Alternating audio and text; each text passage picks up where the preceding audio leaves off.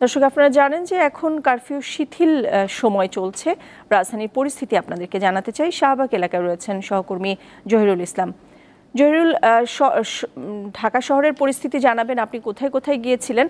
সেই সাথে আরেকটি বিষয় জানতে চাই যে ঢাকা বিশ্ববিদ্যালয়ের প্রবেশ মুখে শাহবাগ এলাকায় তো একটি ব্যারিকেড দেয়া ছিল, সেটি কি আপনার চোখে পড়েছে?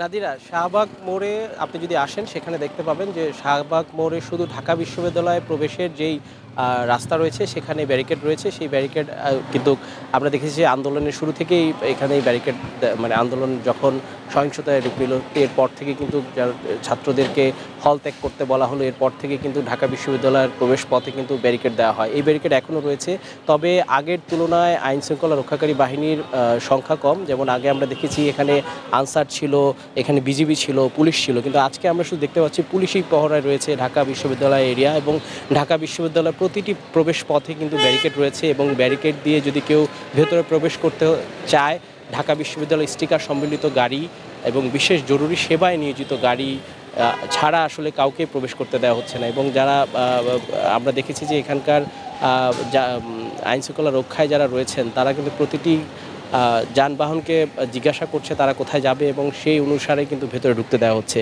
এবং আমরা শাহবাগ মোড়ে যদি শাহবাগ মোড়ের চিত্র আপনাকে বলি যে আজকে শুক্রবার, সপ্তাহের ছুটির দিন।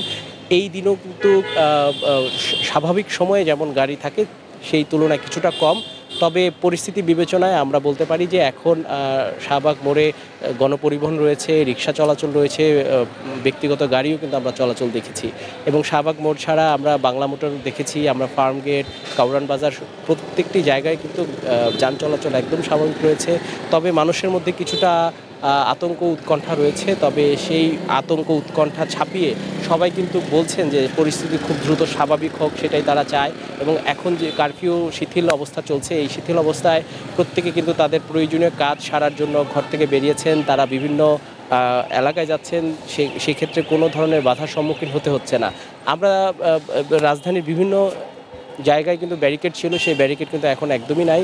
আমরা শুধু দেখেছি ঢাকা বিশ্ববিদ্যালয়ের প্রবেশ পথ ছাড়া কিন্তু অন্যান্য জায়গা, স্পর্শকাতর জায়গা ছাড়া আসলে কিন্তু প্রত্যেক রাস্তাতেই ব্যারিকেড তুলে দেওয়া হয়েছে, এবং যানবাহন যাতে নির্বিঘ্নে চলতে পারে সেই ব্যবস্থা করা হয়েছে। এবং যানবাহনে যাত্রী সংখ্যা কিছুটা কম থাকলেও এমনিতেই শুক্রবার, সেই তুলনায় কিছুটা আসলে যাত্রী কমই রয়েছে। তবে যানবাহনের যারা বাসের ড্রাইভার এবং হেল্পার রয়েছেন তারা জানিয়েছেন যে গত 2 দিন অফিস ছিল, সেই অফিস টাইমের বিবেচনায় কিন্তু যাত্রীদের সংখ্যা বেশ ভালো ছিল।